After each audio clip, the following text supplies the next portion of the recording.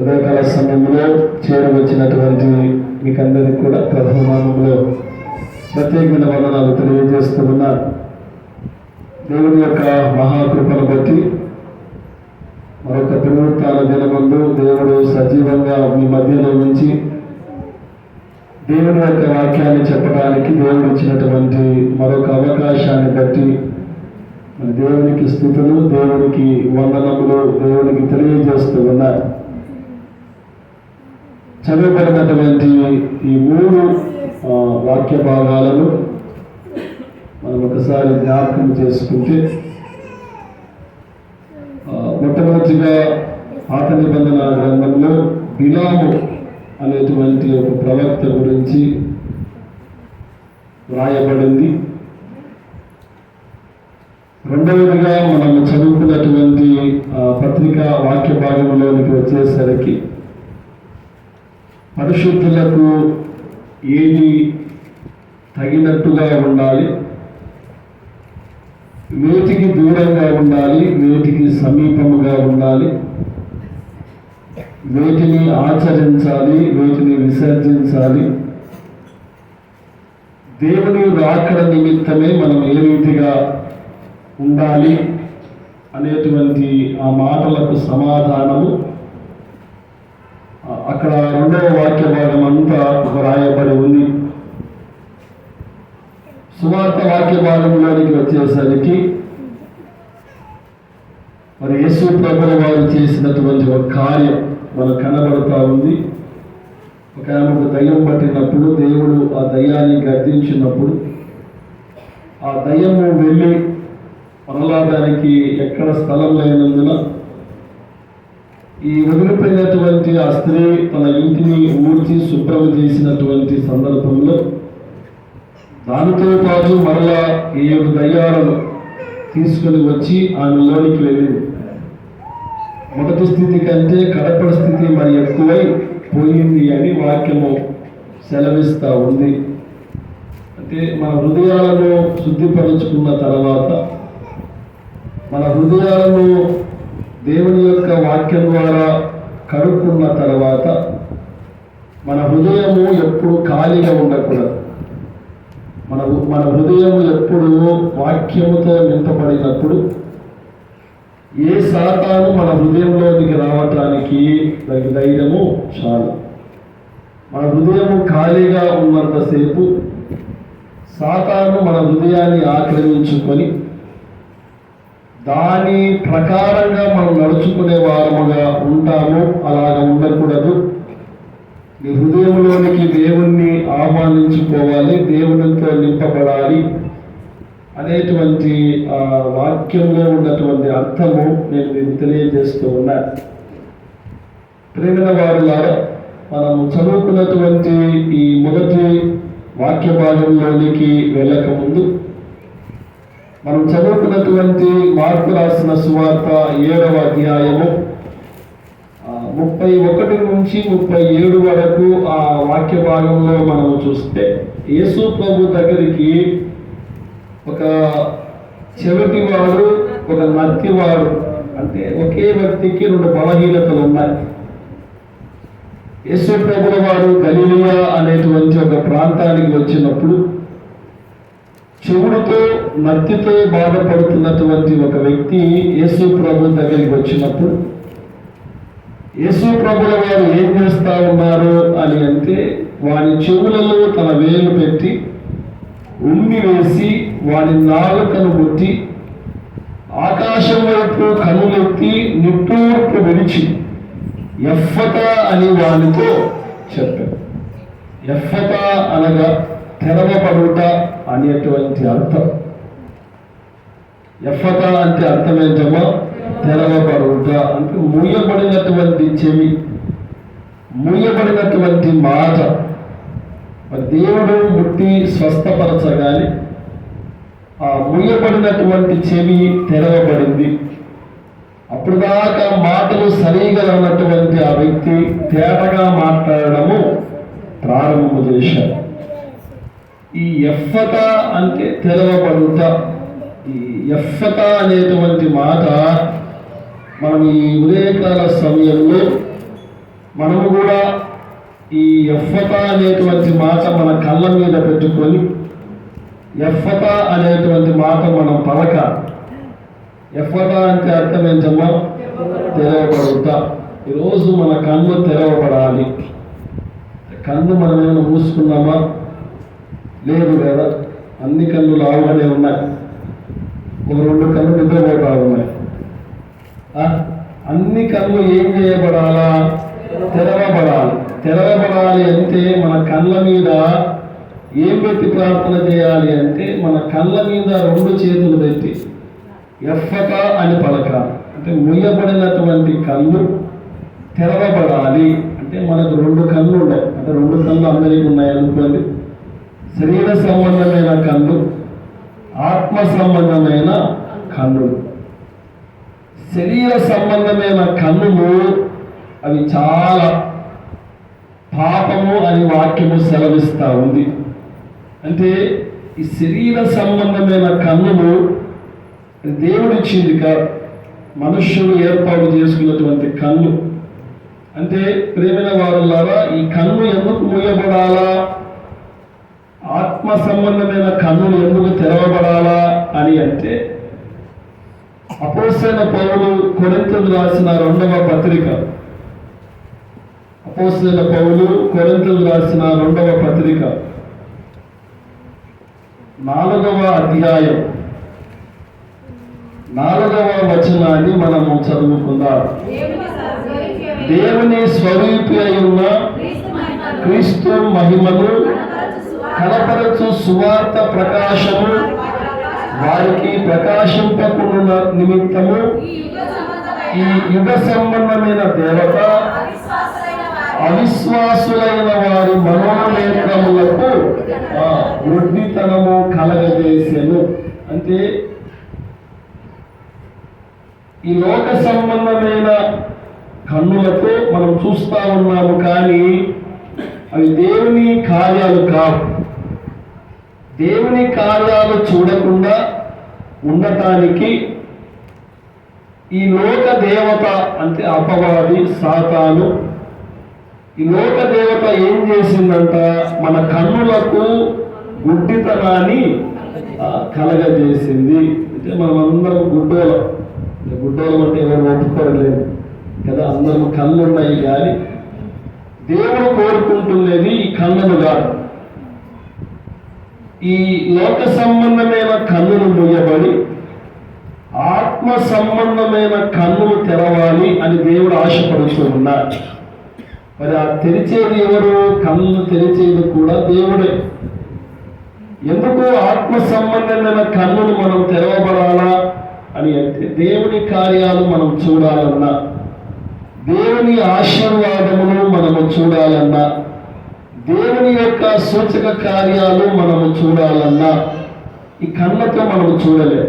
అందుకే మన కళ్ళ మీద మనము చేతులుంచి ఏమన్నాలి అంటే ఎఫ్ఫత అని అన్నాను. ప్రభువా, ఈ లోక సంబంధమైన కన్నులు మూయబడి ఆత్మ సంబంధమైన కన్నులు తెరవబడి నిన్ను చూసేంత ధన్యత మాకు దయచేయి అని దేవునికి ప్రార్థన చేయగలిగితే, ఈ ఆదివారము దేవుడు నిన్ను నీ కుటుంబాన్ని దేవుడు దీవించడానికి సిద్ధంగా ఉన్నాడు. ప్రేమ దేవుని బిడ్డలారా, ఎందుకు మనము ఇటువంటి ప్రార్థన చేయాలి?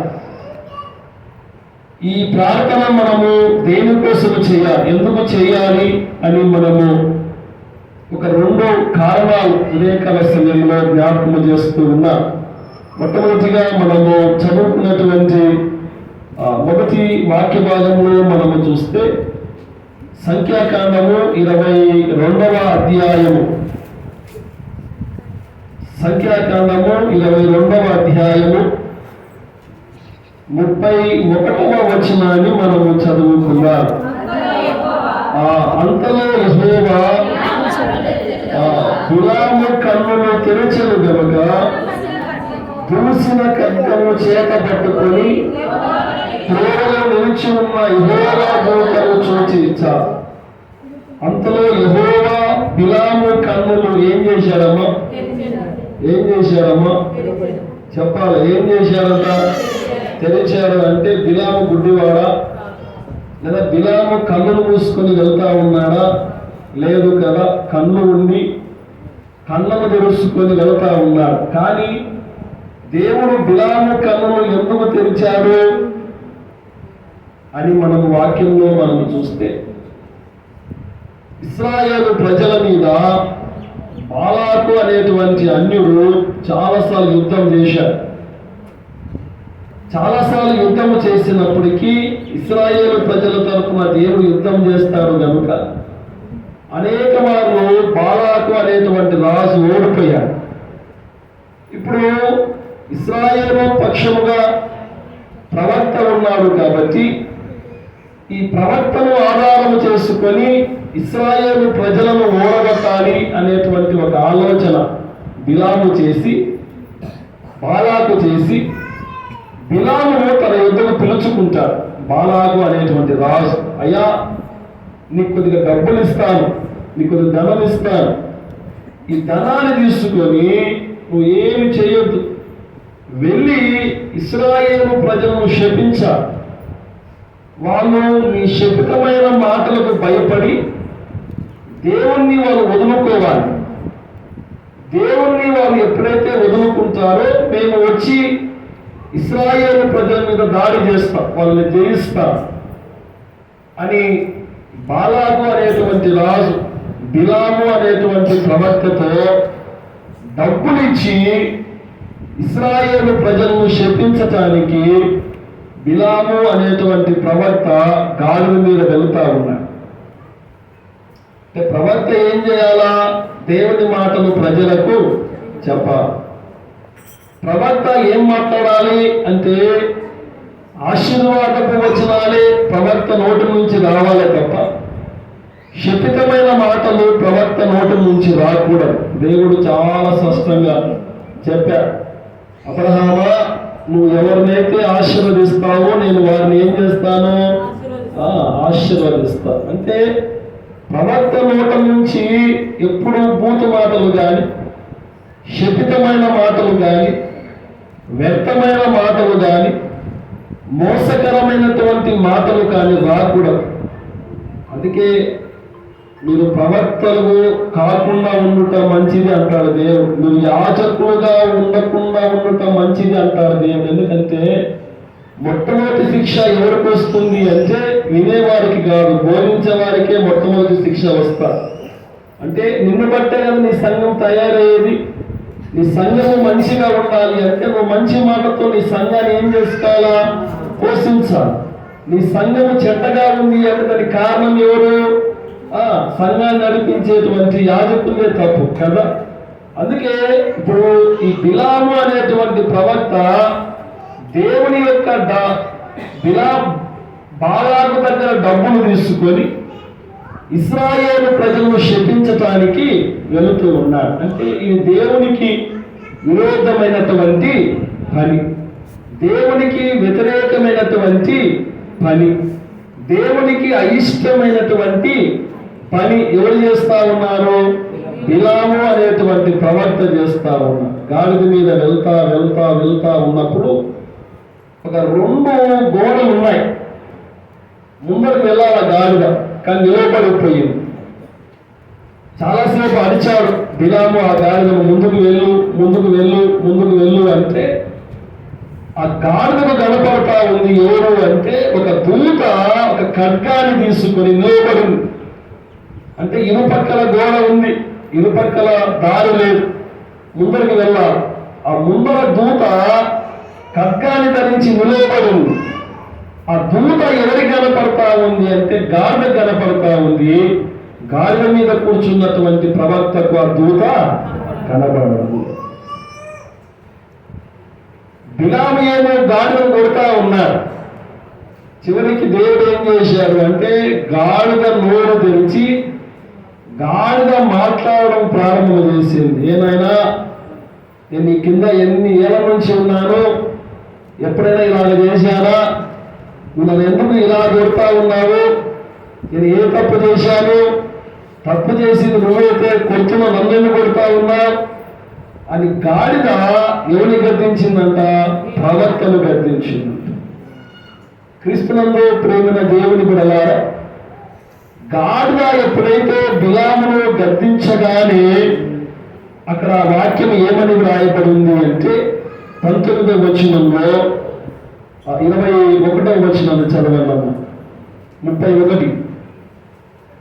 అంతలో యెహోవా బిలాము కన్నులు తెరచెను గనుక ఆ దూసిన ఖడ్గము చేత పట్టుకుని త్రోవలో నిలిచి ఉన్న యెహోవా దూతను చూచి కదా, ఎప్పుడైతే ఆ గాడిద బిలాముతో మాట్లాడిందో వెంటనే దేవుడు ఏం చేశాడు? బిలాము యొక్క కన్నులు తెరిచెను. అంటే లోక సంబంధమైన కన్నులతో చుట్టూ చూస్తా ఉన్నాడు, కానీ బిలాముకి ఏమి కనపడదు. దేవుడి కార్యం ముందు ఉంది, దేవదూత ముందు ఉంది, దేవుని యొక్క దూత ముందర ఖడ్గము ధరించి నిలవబడి ఉంది. శరీర సంబంధమైన కన్నులు బిలాముకు పొందుకున్నాడు కాబట్టి ఆ దూతను చూడలేకపోతా ఉన్నాడు. అంటే దేవుడి యొక్క కార్యము బిలాము చూడలేకపోయాడు. ఎప్పుడైతే దేవుడు బిలాము కన్నులు చూడగానే, బిలాము కన్నులు తెరవగానే వెంటనే బిలాముకి ఏం కనపడతా ఉంది? దేవదూత కనపడతావు. అంటే మన లోక సంబంధమైన కన్నులు మూయబడి ఆత్మ సంబంధమైన కన్నులు తెరచబడినప్పుడే దేవుని కార్యాలు మన ఎదుట ఆయన మనకు చూపిస్తారు. ఎందుకు మన కన్నులు తెరవాలి అని అంటే, బిలాము తప్పు చేస్తా ఉన్నాడు, చాలా పెద్ద తప్పు చేస్తా ఉన్నాడు. చిన్న పొరపాటు, అంటే గాడిద చిన్న పొరపాటే, ముందుకు వెళ్ళడం లేదు. కారణం ఏంటి అంటే దూతను చూసింది కాబట్టి ముందుకు వెళ్ళడం లేదు. కానీ పెద్ద తప్పు ఎవరు చేస్తా ఉన్నారు? బిలాము చేస్తా ఉన్నాడు. పెద్ద తప్పు బిలాము చేస్తున్నప్పటికీ చిన్న తప్పు చేసేటువంటి గాడిదను బిలాము కొడుతా ఉన్నాడు. దేవుడు అటువంటి వ్యక్తులను దేవుడు హెచ్చరిస్తా ఉన్నాడు. ఏంటి అటువంటి వ్యక్తులు అంటే, చాలా మంది కంట్లో దూలం ఉంది. ఎదుటి కంటిలో ఉన్నటువంటి నలుసును చూసి నువ్వు తప్పు చేశావు, నువ్వు పాపం చేశావు, నువ్వు దుర్మార్గం చేశావు, నువ్వు అతిక్రమములు చేశావు, నువ్వు అనేకమైన చెడ్డ కార్యాలు చేశావు అని ఎంతసేపు నువ్వు వారి మీద చేతులు పెడతా ఉన్నావు తప్ప అసలు ఈ తప్పు నీ మీద ఉంది, అసలు తప్పు నువ్వు చేస్తా ఉన్నా.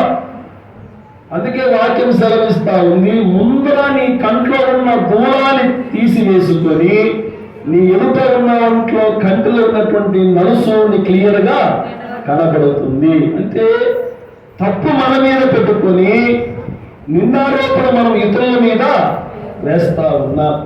తప్పు మనదే, కానీ మన తప్పును మనం ఏం చేసుకుంటా ఉన్నామంటే మెచ్చుకుంటూ ఇదే మంచిది అని నువ్వు నీ తప్పుదాన్ని మెచ్చుకుంటూ చిన్న తప్పు చేసిన వారిని పదే పదే వారికి ఏం చేస్తా ఉన్నావు? వారి తప్పుదాన్ని నువ్వు గుర్తు చేస్తా ఉన్నావు. అంటే నువ్వు చేసినటువంటి తప్పుకు శిక్ష ముందర ఉంది. నీ కళ్ళు తెరవబడాలి. ఎందుకు నీ కళ్ళు తెరవబడాలి అంటే, నువ్వు చేసినటువంటి తప్పిదానికి శిక్ష ముందుగా రెడీగా ఉంది.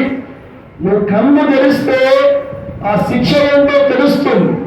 ఆ శిక్ష నీకు తెలిసినప్పుడు నువ్వు పశ్చాత్తాపం పడితే మంచిది.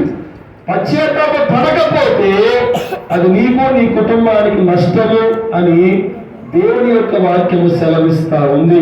31వ వచనంలో మనము చూస్తే, అంతలో యెహోవా బిలాము కన్నులు తెరచెను గనుక దూసిన ఖడ్గము చేత పట్టుకొని త్రోవలో నిలిచి ఉన్న యెహోవా దూతను చూచి తల వంచి సాష్టాంగ నమస్కారము చేయగా కదా. ఎప్పుడైతే ఆ దూత బిలాముకు కనిపించిందో బిలాముకు అర్థమైపోయింది. ఏంటి అర్థమైపోయింది? గాడిద నాతో మాట్లాడింది, గాడిద నాతో హెచ్చరించింది కాబట్టి నేను ఏం చేశాను? తప్పు చేశాను అని బిలాము గ్రహించి ఏం చేశాడంటే వెంటనే గాడిద దిగి తల వంచి, అంటే తను తాను తగ్గించుకొని దేవుడికి ఏం చేశారంట? సాష్టాంగ నమస్కారము చేశాను. అంటే అతడు చేసినటువంటి పాపానికి పశ్చాత్తాపముగా దేవుని సన్నిధానంలో మోకరించి తన తప్పిదాన్ని దేవుని దగ్గర ఒప్పుకొని దేవుని ద్వారా కనికరించబడినట్లుగా వాక్యము సెలవిస్తా ఉంది. ప్రియమైన దేవుని బిడ్డలారా, నీ కన్నును ఎందుకు తెరవాలి అని అంటే, నువ్వు చేసినటువంటి తప్పిదాలకు, నువ్వు చేసినటువంటి పొరపాట్లకు, నువ్వు చేసినటువంటి పాపాలకు శిక్ష ఎక్కడ ఉంది? నీ ముందర ఉంది. నీ ముందర ఉంది కాబట్టి నీకు కనబడడం లేదు, ఈ నేత్రాలతో కనబడడం లేదు. అందుకే నువ్వు ఏం ప్రార్థన చేయాలి అంటే, ప్రభువా, ఈ శరీర సంబంధమైన కన్నులను మూయాల, ఆత్మ సంబంధమైన కన్నులు నాకు కావాలి ప్రభువా. నా తప్పిదం ఏంటో, నా పాపం ఏంటో, నా అతిక్రమం ఏంటో నాకు నువ్వు చూపించిన వెంటనే నేనేం చేయాలా? పశ్చాత్తాపడాలి. అలాగా పశ్చాత్తాప పడటానికి ప్రియమైన దేవుని బిడ్డలారా, మన కన్నులు తెరవబడాలి అనేటువంటి మాట మరి దేవుడు జ్ఞాపకం చేస్తూ ఉన్నారు. క్రీస్తునందు ప్రియమైన వారులారా, అది మొట్టమొదటిగా నువ్వు నేను జ్ఞాపకం చేసుకోవాలి. అంటే మన కన్నులు ఎందుకు తెరవబడాలా? మనకు రావాల్సినటువంటి శిక్ష ఎదురుగా ఉంది కాబట్టి ఆ శిక్ష మనము తెలుసుకోవాలి అంటే మన కన్నులు ఏం చేయబడాలా? తెరవబడాలి. అది ఒకటవదిగా మనము జ్ఞాపకం చేస్తూ ఉన్నారు. రెండవదిగా మనము చూస్తే ఆదికాండము 21వ అధ్యాయము, ఆదికాండము 21వ అధ్యాయము 18వ వచనము 19వ వచనాన్ని మనము చదువుకుందాం. నీవు లేచి ఆ చిన్నవాడిని లేవనెత్తి నీ చేత పట్టుకుని వారిని గొప్ప జనముగా చేసేదనని ఆమెతో అనను. మరియు దేవుడు ఆమె కన్నును తెరిచినందున ఆమె నీళ్ళ ఊట చూచి వెళ్ళి ఆ తిత్తిని నీళ్ళతో నింపి చిన్నవాడికి త్రాగనిచ్చెను. ఇక్కడ దేవుడు ఒక స్త్రీ యొక్క కన్నులను దేవుడు తెలుస్తా ఉన్నారు. ఎవరండి ఆ స్త్రీ? హాగరు అనేటువంటి స్త్రీ. హాగరు గుడ్డిగా కదా, హాగరుకు చూపు ఉంది కదా. ఎవరు హాగరు? సారా యొక్క దాసి కదా. దేవుడు అబ్రహామును దేవుడు ప్రత్యక్షమై, అబ్రహామా, ఆకాశంలో ఉన్నటువంటి నక్షత్రాల వలె నీ సంతానాన్ని నేను విస్తరింపజేస్తాను, నువ్వు ఓపికతో ఉండు అని అన్నప్పుడు ఆ ఓపిక అబ్రహాంలో ఉంది కానీ సారాలో లేదు. అందుకే సారా ఏం చేసింది అంటే, తన దగ్గర ఉన్నటువంటి దాసిని, నా దాసి నా మాట వింటాది కాబట్టి నాకు కుమారుడు ఇచ్చినా ఇవ్వకపోయినా ఈ దాసి ద్వారా కన్నటువంటి సంతానమే నా కుమారుడుగా ఏర్పాటు చేసుకుంటాను అని సారా అనుకొని తన దగ్గర ఉన్నటువంటి దాసిలో ఒక హాగరును అబ్రహాం దగ్గర పంపిస్తారు. దాసి ఎలాగ ఉండాలా? లోపలి ఉండాలి. దాసి ఎలాగ ఉండాలా? నమ్మకంతో ఉండాలి. దాసి ఎలాగ ఉండాలా? ప్రేమైన వారు తగ్గించుకొని ఉండాలి. కానీ అబ్రహాము హాగరును కలిసినప్పుడు ఎప్పుడైతే ఇష్మాయేలు అనే సంతానము కలిగిందో అప్పటిదాకా ఉన్నటువంటి తగ్గింపు హాగరులో కనిపించడం లేదు.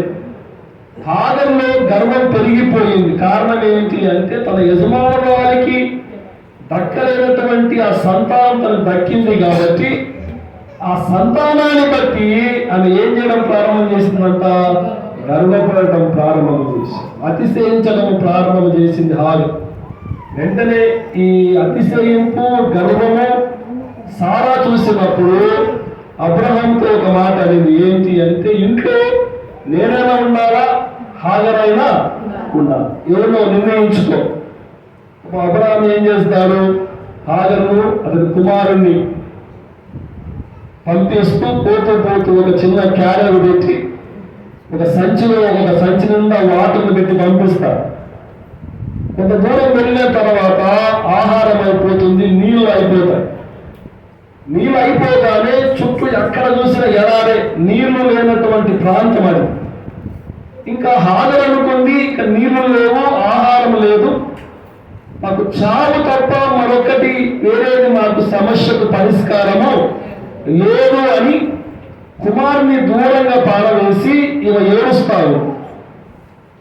ప్రేమ దేవుని బిడ్డలారా, ప్రతి ఒక్క వ్యక్తికి ఏదో ఒక అవసరత తప్పకుండా ఉంటుంది. ప్రతి ఒక్క వ్యక్తికి ఏదో ఒక అక్కర తప్పకుండా ఉంటుంది. ప్రతి ఒక్క వ్యక్తికి ఏదో ఒక సమస్య తప్పకుండా ఉంటుంది. ఈ సమస్యకు పరిష్కారం ఎక్కడ ఉంటుంది అని అంటే ఎక్కడ ఉండదు, మన పక్కనే ఉంటుంది. కానీ అది దేవుడు ఎట్లా సమకూరుస్తారు అంటే దేవుడు ఆల్రెడీ సమకూర్చి పెట్టి ఉంటారు. కానీ మన కన్నులు ఏం చేయబడ్డాయి అంటే మూయబడి ఉన్నాయి. కాబట్టి దేవుడు నీ కొరకు నా కొరకు దాచిపెట్టినటువంటి ఆశీర్వాదం పక్కన ఉన్నా మనకు అవి ఎలాగ ఉన్నాయంటే కనబడక ఉన్నాయి కదా.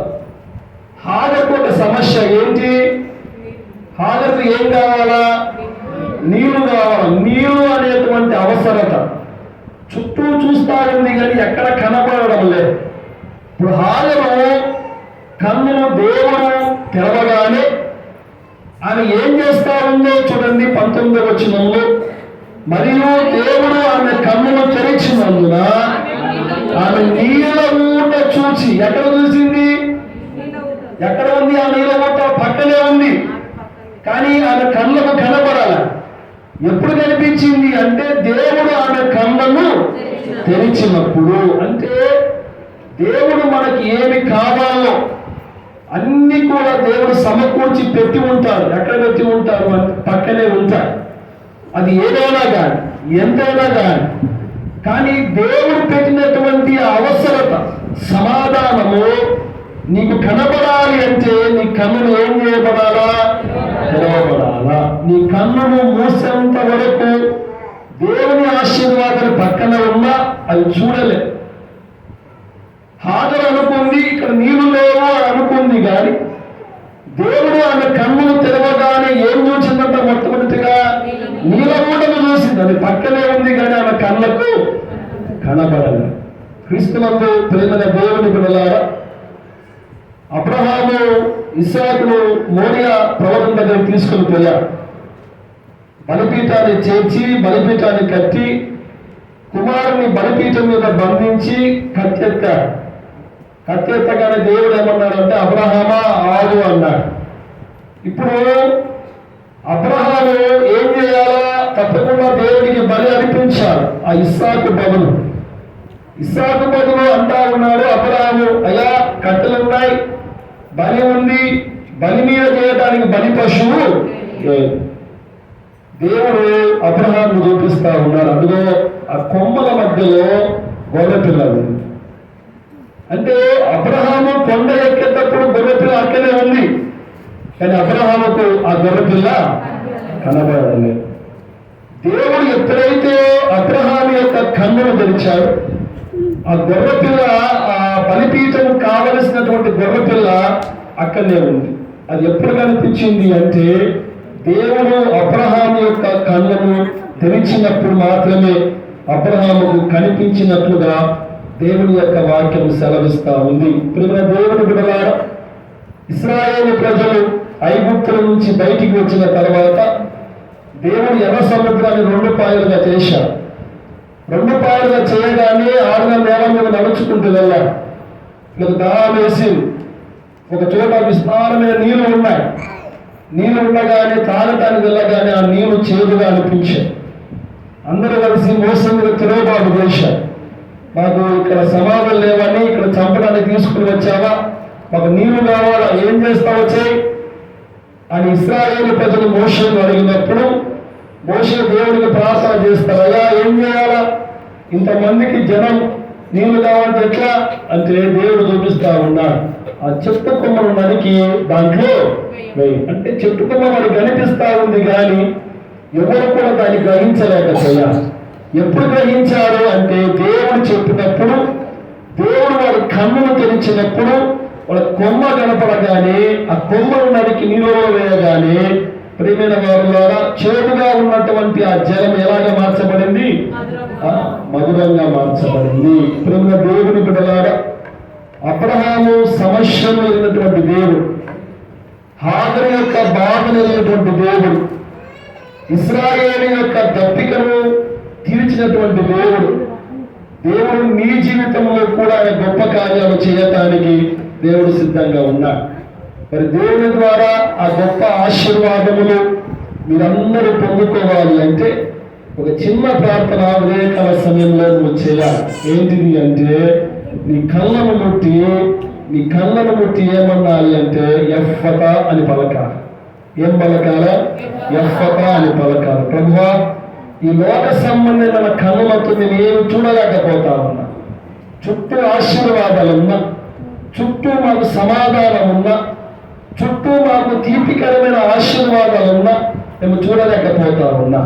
మాకు ఈ లోక సంబంధమైన కన్నులు మూయబడి ఆత్మ సంబంధమైన కన్నులు నువ్వు తెరువు అని దేవునికి ప్రార్థన చేయగలిగితే అది నీకు నీ కుటుంబానికి దేవుడు దీవెనకరంగా ఆశీర్వాదకరంగా మార్చబోతూ ఉన్నాడు. బిలాలు కన్నులు తెరిచినటువంటి దేవుడు, హాగరు కన్నులు తెరిచినటువంటి దేవుడు, సంసోను కన్నులు తెరిచినటువంటి దేవుడు, అబ్రహాము కన్నులు తెరిచినటువంటి దేవుడు, ఇశ్రాయేలు ప్రజలు మోషే యొక్క కన్నులు తెరిచినటువంటి దేవుడు. నీ కన్నులు తెరవాలి అని దేవుడు ఆశపడుతూ ఉన్నాడు. నీ కన్నుల మీద చేతులు ఉంచి ఒక చిన్న ప్రార్థన ఎఫ్ఫతా అని నువ్వు చిన్న ప్రార్థన చేయగలిగితే దేవుడు తప్పకుండా నీ కన్నులను తెరిచి ఆత్మ సంబంధమైన కన్నులతో మిమ్మల్ని అందరూ నింపి మరి అటువంటి కృప పరిశుద్ధాత్మ దేవుడు మనకు, మన సంఘానికి, మన కుటుంబాలకు అనుగ్రహించును గాక. ఆమేన్.